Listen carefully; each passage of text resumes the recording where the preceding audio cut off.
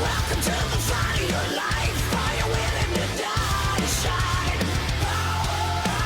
Nobody is taking us down. We are here for the crown of sound.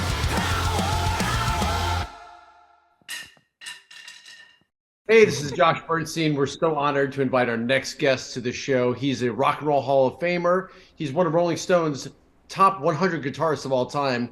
Most importantly, he's a heartbreaker. Mr. Mike Campbell, welcome to the Power Hour. Hello, guys. Hey, how you Mike. doing? Hi, Matt. Hi, everybody. Hello. Mike, Who's the great to tattoo see- girl?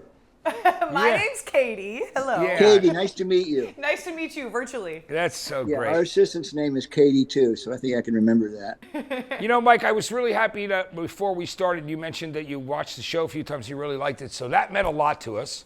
Oh, cool. said Yeah, I that- like it. You know what I mean? So thank you so much for joining the show.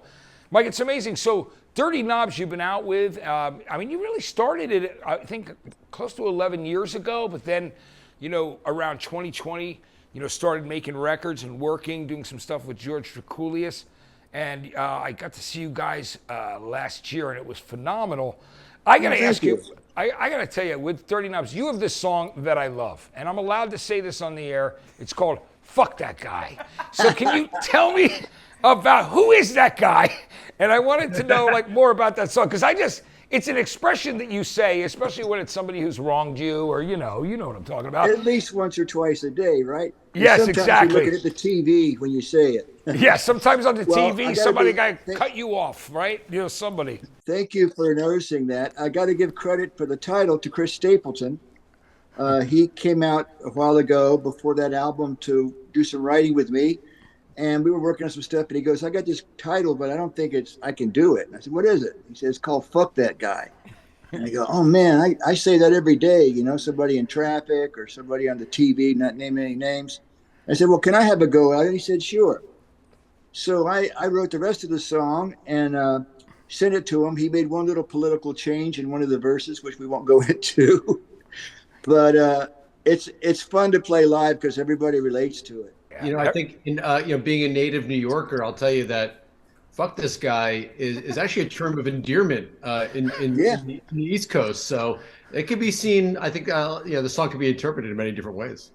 Oh, good. I didn't know that, but I'm glad to hear that. For example, Matt Pinfield, fuck that guy. Yeah. What I mean is, I love Matt, and that's Hey, fuck all you guys. Yeah, exactly. Yeah, fuck all every of us, one right? of us. Thank you. But Thank I you. also have to ask you, Mike, how on earth did you come up with that name? Because it feels wrong even just Oh, saying it. what? Because You it's got to dirty. say it. Say it. The Dirty Knobs. Oh, the Yeah. band name. Well, It feels it's not- wrong. But I Well, love if you it. were English, you'd have a naughty thought on that. Maybe you do anyway, but it's not what you think. It was literally in the studio, a knob went, and somebody said, that's a dirty knob. And I said, well, we'll be the Dirty Knobs. As it turns out, it's English slang for something else, but that's in your mind. I just like the sound of it, and our band is kind of dirty and grimy and gritty, so it's stuck. I could only assume. Yeah. That's Now, amazing. Mike, you famously, obviously, incredible member of the Heartbreakers for so long. Previous to that, you and Tom formed the band Mudcrutch in the late 60s, early 70s. But it's funny. I was reading about you. You eventually got to sort of play with every one of I would think, your childhood idols, right? Roy Orbison, Johnny Cash, Bob Dylan. What's it like for you, someone who grew up, sort of at the birth of rock and roll, to get to play alongside some of these incredible, some of your idols? It's hard to believe. It really is. I feel so much gratitude that those kind of dreams, they weren't even dreams of mine that could ever happen, but I have met a lot of my idols and been able to work with them and have them tell me that they liked my playing. And it's kind of even hard to compute it. I can't believe it's happened to me. I've just had a very charmed life. It's amazing coming from Gainesville like you did. And I got to say, one of my favorite memories, one of the first times we talked, Mike, I told you that when I was in high school, about in the late 1970s, you guys were touring for your second album, You're Gonna Get It.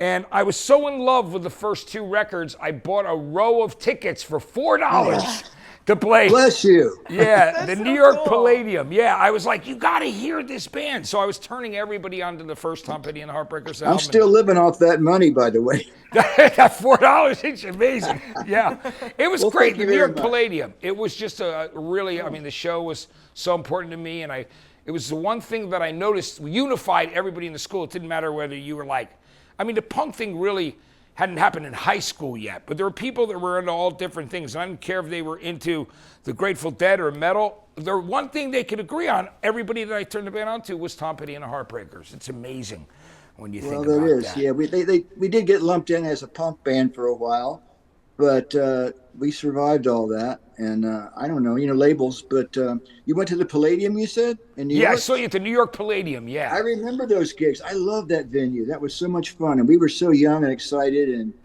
our dreams were coming true. It was a good time. It's amazing that you guys went to England first and then came over. You know, I'm going to ask you about one of your really famous songs, and a great song that you co-wrote, which is "The Boys of Summer" for Don Henley, and you guys wrote that together. But talk to me about how you originally brought that to Tom, and it was something you guys ended up not using, but then it ended up, of course, becoming this classic. Tell me about that story. I'll give you a short version. I write all the time, and with Tom, anytime I would have a piece of music I thought was valid, I'd play it for him. And if I was really lucky, he'd write to them, which he did to quite a few of them. That was a piece of music I had that I thought had a good vibe to it. I showed it to Tom, and Jimmy Iovine was there that day, and we were working on an album, and we just thought, this doesn't really fit into the flow of the album. So Tom passed on it. We were busy doing other songs and this and that. So Jimmy called me a week later. He said, Don Henley's looking for a song. And I said, what kind of song is he looking for? A ballad or a rocker? He said, an image maker. I happen to have an image maker in my back pocket. No. But I sent the song over to Don, and he wrote that incredible song to it. I'm ever, grateful for that as well. It's amazing. Very cool. The things So that cool. you've written, running down a dream. And Tom all told that. me years later, we were sitting in the car together, and I turned on the radio and Boys of Summer came on. And he looked at me, he said, I shouldn't have let that one get away. Good on you, and that was nice. One of my favorite things you've done, is, like I mentioned earlier, was later in Johnny Cash's career, you played on all those incredible records that he produced with Rick Rubin, and one of my favorite songs you guys did was "Rusty Cage" by Soundgarden. You guys did Right. a incredible cover of that song, and I feel arguably that when Johnny Cash covers a song, it's sort of not your song anymore. It's now it's now Mr. Cash's. But the guitar tone and everything you do on that song is so tasty and heavy. Tell me about, is there any takeaways or memories of working with Johnny Cash you can kind of share with us? Well, I've got so many memories. Johnny was a huge hero of mine, and my dad used to play his records. Him and Elvis was all I heard around the house. Maybe Buddy Holly every now and then, but Johnny was definitely a heavy influence on me. And I asked my dad once, why do you listen to Johnny Cash so much?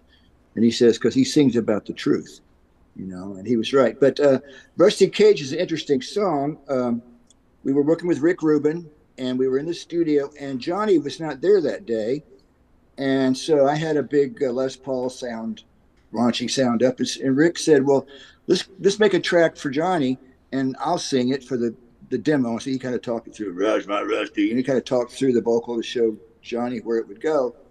And then he came in and did that amazing vocal, and you're right, it became his song after that. It's a great song, and it definitely, that's a wild thing about him is, all of a sudden you hear that Soundgarden song in such a different way because the words cut through differently, and both versions. Or the fantastic. 9 Inch Nails song is the same way. That song Hurt. When he did He Hurt, made it his own. Yeah. I feel like Trent Definitely. had to give ownership up to Johnny Cash's song, and Yes. some people joke they didn't even know it was a cover because he made it so it's like the voice of God almost. Yeah, Johnny So many was. people say that. They do, right? I'll tell you, Johnny Cash was one of the few people I've met, and I've met some pretty illustrious people, fortunately. But he would walk in a room, and it was just the presence of his being and his voice and his energy. And he was the kindest, sweetest, most generous person I ever met, honestly. No ego, just a beautiful guy. Another thing we got to ask you about, Mike, I wanted to ask you about Running Down a Dream because it's such a great song, and I know that. Thank you. You co-wrote that song. It's a classic. Talk to me about coming up with that great riff. It was just something that came to me one night. I had been out to see a band, Jane's Addiction, actually. I'd gone to see them with my wife, and I liked their groove and their kind of riff approach to songs. And I went home that night and just, it's all on one string, down, down, down, down, down, down, down, down, down, you know. And I didn't think much about it. I gave it to Tom.